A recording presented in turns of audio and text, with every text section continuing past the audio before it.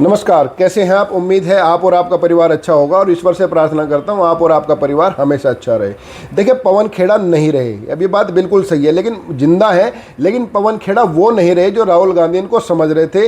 पवन खेड़ा को जमानत भले ही मिल गई हो, लेकिन पवन खेड़ा से राहुल गांधी और गांधी परिवार बेहद नाराज है। अब आप कहोगे ऐसा कैसे। देखिए, पूरी खबर मैं बताता हूँ आपको। देखिए, पवन खेड़ा से नाराज इसलिए कि राहुल गांधी ने इनको समझा था बब्बर शेर। राहुल गांधी चाहते थे इनकी गिरफ्तारी हो और इनका तमाशा बने और कांग्रेस पूरे देश भर में चुनाव के ठीक बीचों बीच वहां पे तमाशा करके असम में फायदा उठा सके। लेकिन ये जिसको राहुल गांधी अपने कार्यकर्ताओं को बब्बर शेर समझा, बब्बर कांग्रेस के जो बब्बर शेर हैं उन्हें पकड़ के जेल के अंदर डाल देंगे। वो शेर कहा, न केवल ये छुपते फिरे, गाड़ी में छुपे, फिर ससुराल में छुपे। ससुराल वालों ने भगाया वहां से क्योंकि वहां मामला पुलिस पहुंच गई थी। तो उसके बाद एक दोस्त की मदद लेकर के छुपे, मतलब कि थर्ड ग्रेड होटल में रुके। और स्थिति ये रही कि इनको दाढ़ी बनाने की हिम्मत भी नहीं हो पाई, दाढ़ी की, ताकि पुलिस से छुपने में मदद मिलेगी। दाढ़ी मूछ बनाते तो पुलिस से छुपने में मदद नहीं मिलती। फोटो थे। एग्जैक्ट पोल को लेकर क्या कहेंगे, क्या लगता है? दिनों से टीवी देख नहीं रहा था। क्या लगता है, लेकिन कमल खिल रहा है, क्या लगता है जिस तरीके से? मुझे नहीं लगता, जो पूरे देश तो दाढ़ी, जिस आदमी को दाढ़ी और मूछ बनाने की फुर्सत ना मिली हो, गाड़ी में पर ससुराल में छुपता फिर रहा हो, उसको राहुल गांधी बब्बर शेर समझ बैठे थे। और यही कारण है कि गांधी परिवार ने जमानत तो इसकी करवा दी है, मतलब पवन खेड़ा की, लेकिन जमानत होने के बावजूद इसको कोई बधाई, किसी तरह का कुछ नहीं दिया है, ना कुछ कहा है। क्योंकि राहुल गांधी की प्लानिंग ये थी कि जैसे ही असम पुलिस इनको गिरफ्तार करे और वो गिरफ्तार करके इनको आसाम ले जाए, तो राहुल गांधी स्वयं इनके जो है ना कम से कम 50 सांसद और 100 के करीब इनके विधायक देश भर से और मुख्यमंत्री, हिमाचल प्रदेश के मुख्यमंत्री और तेलंगाना के मुख्यमंत्री वहाँ जा कर के जो है पूरा बड़ा तमाशा करेंगे। और उस तमाशे का फायदा जो है वो राहुल गांधी को और कांग्रेस पार्टी को असम चुनाव में होगा। लेकिन पवन खेड़ा ने किया बिल्कुल ठीक ऐसा उल्टा। जैसे ही जो है ना उन्होंने वो, और देखो सूत्रों के अनुसार ये जानकारी भी आ रही है कि ये जो कागज़ है इनको, ये कागज़ जो जिनके आधार पर जो है ना पवन खेड़ा ने आरोप लगाए थे कि भाई हेमंता बिस्वा शर्मा की पत्नी के 3 पासपोर्ट हैं और उनकी विदेशों में था संपत्ति 52,000 करोड़ की। तो ये कागजात भी जो है कांग्रेस के गांधी परिवार के करीबी नेता ने प्रोवाइड कराए थे इनको। उन्हीं के कॉन्फिडेंस में आकर के इन्होंने इतना बोल दिया था वहाँ। लेकिन जैसे ही जो है पवन खेड़ा ने वहाँ जाके बोला और उनकी हेमंता बिस्वा शर्मा की पत्नी ने FIR कराई, है वहाँ से दुम दबा करके भाग निकले। और जब अगले दिन इनके यहाँ पुलिस पहुंचे निजामुद्दीन में, तो यहाँ से भाग करके चले गए तेलंगाना, और तेलंगाना से फिर इनकी लड़ाई शुरू हुई कोर्ट में।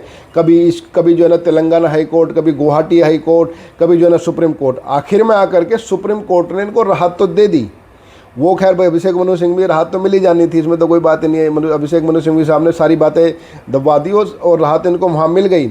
लेकिन आज जब ये एयरपोर्ट पर आए तो कांग्रेस का कोई भी बड़ा नेता ना तो इनको बधाई देने के लिए पहुंचा और ना ही इनके लिए कोई ट्वीट किया, ना कुछ लिखा। क्योंकि भाई गांधी परिवार का तो इसने प्रोग्राम ही फेल कर दिया कि भाई जो कहता ना प्रोग्राम, कार्यक्रम था जो उन्होंने बनाया था, कार्यक्रम उसका क्रियाक्रम कर दिया, भागते डर के वजह से, जो डर करके भागे।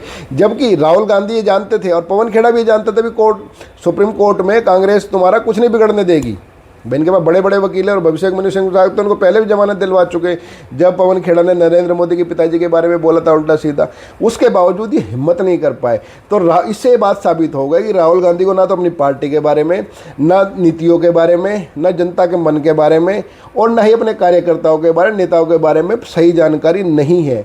जो आदमी छोटे से मुकदमे में दुम दबा के भाग गया, उस आदमी को बब्बर शेर समझ बैठे थे। वो उस आदमी के भरोसे उन्होंने हेमंता बिस्वा शर्मा को घेरने की प्लानिंग कर ली थी चुनाव के बीच में।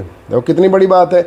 और जो हमारी जानकारी सूत्रों के अनुसार इस बात को लेकर के, मतलब जिस दिन ये अभिषेक मनु सिंघवी पहली बार कोर्ट में पेश हुए थे, उससे पहले दिन और अब कल जमानत होने के बाद, परसों जमानत होने के बाद गांधी परिवार की मीटिंग हुई है।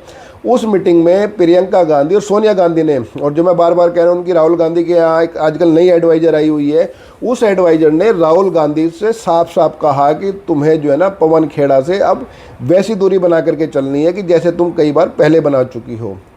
और वो दूरी बनाने का मतलब है कि गांधी परिवार अब धीरे धीरे करके इसको, पवन खेड़ा को दूर कर देगा। क्योंकि पवन खेड़ा ने उनके पूरे तमाशे के प्लान को, गांधी परिवार के, राहुल गांधी के जो पूरा व्यूह रचना रची गई थी हेमंता बिस्वा शर्मा को उलझाने की, वहाँ राजनीतिक रूप से तमाशा खड़ा करने की असम में, वो सारी फेल कर दी इन्होंने भाग दौड़ करके। मतलब डर करके जो है, पवन खेड़ा अगर ना डरते तो तमाशा बहुत बड़ा होना था ये असम के अंदर।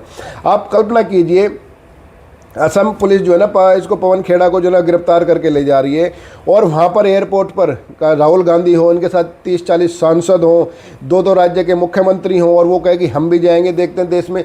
तो जो कितना बड़ा तमाशा का व्यूह रचना रची गई थी। लेकिन वो पवन खेड़ा जो है ना, वो बब्बर सेठ की जगह जो है वो तो क्या निकला, आप कमेंट करके बताइए क्या निकल गया पवन खेड़ा जो है। उस निकलने की वजह से राहुल गांधी का एक बड़ा प्लान फेल हुआ, और जिसका फ़ायदा एग्जिट पोल के अनुसार हिमंता बिस्वा शर्मा को हो रहा है। हालांकि कांग्रेस अभी भी हार नहीं मान रही है। आसाम चुनाव में सभी एग्जिट पोल में क्लियर बढ़त होने के बावजूद कांग्रेस ने सभी जितने वहाँ के जो प्रभारी थे उनकी मीटिंग, और जो वहाँ के जितने इनके विधायक हैं वहाँ उन सब की मीटिंग बुलाई, और कहा कि भी तुम्हें कल जो मतदान होना है, मतलब जो मतदान, माफ़ कीजिए मतदान मतलब कल जो काउंटिंग होनी है 4 मई की, उस काउंटिंग पे तुम लोगों को कड़ी नज़र रखनी है। मतलब कड़ी नज़र रख के, मतलब घूर घूर के इनको उम्मीद है कि ईवीएम बदल देंगे, ईवीएम के अंदर जो वोट पड़े हैं, इस तरह की कड़ी नज़र रखने के लिए कहा है। लेकिन इस पूरे घटनाक्रम में एक बात और चीज़ साबित हो गई भी, देखो सिस्टम तो राहुल गांधी का चलता है। राहुल गांधी का प्लान भले ही जो है वो फेल कर दिया हो पवन खेड़ा ने, हिम्मत नहीं दिखा पाए वो, राहुल गांधी उनको बब्बर से समझ लिया, ये जो निकले। लेकिन ये तो साबित हो गया इस एपिसोड से कि भाई सिस्टम तो जो है अभी भी राहुल गांधी का, सरकार भले ही मोदी की हो, सिस्टम राहुल गांधी का ही है। क्योंकि तेलंगाना में जिस आधार पर जमानत ली थी पवन खेड़ा ने, उस आधार पर तो कोई दूसरा आदमी जाता कोर्ट में तो उसको जेल हो जाती है। अब तेलंगाना में पवन खेड़ा ने क्या किया था कि वहाँ पर जमानत लेने के लिए तेलंगाना हाई कोर्ट से फ्रंट पेज आधार कार्ड अपना लगाया और बैक साइड अपनी पत्नी का लगा दी, क्योंकि इनकी पत्नी तेलंगाना की रहने वाली है, बंजारा हिल्स पे इनकी ससुराल है। तो ये होता है कि आमतौर पे जब हाई कोर्ट में तुम जा रहे हो तुम्हें वहाँ का नागरिक होना जरूरी है उस राज्य का। तो इन्होंने अपने आप को उस राज्य का नागरिक बताने के लिए अपनी पत्नी के एड्रेस वाला तो आधार कार्ड का वो वाला पेज और अपनी पहचान वाला फ्रंट पेज आधार कार्ड का वो लगा दिया। तो देखो फर्जीवाड़ा कितना था। लेकिन इस फर्जीवाड़े के बावजूद इनको न केवल तेलंगाना हाई कोर्ट से बल्कि सुप्रीम कोर्ट से भी जमानत मिल गई है, और जमानत तो जमानत मिली। अब ये हिमंता बिस्वा शर्मा के खिलाफ भी कार्रवाई करने का मन कांग्रेस बना रही है, क्योंकि कांग्रेस को राहुल गांधी को हिमंता बिस्वा शर्मा से निजी खुंदक है कि जब से उन्होंने कांग्रेस छोड़ी थी और 2 बार वहाँ के मुख्यमंत्री रह चुके, कांग्रेस को बिल्कुल क्रियाक्रम कर दिया कांग्रेस का हिमंता बिस्वा शर्मा ने। तो जो पवन खेड़ा ने की घटनाक्रम के बाद हिमंता बिस्वा शर्मा ने जो बयान दिए थे कि मैं मेरा चुनाव जीतने के लिए ये सब नहीं सही है, लेकिन कांग्रेस का लोग फालतू है, अकल नहीं।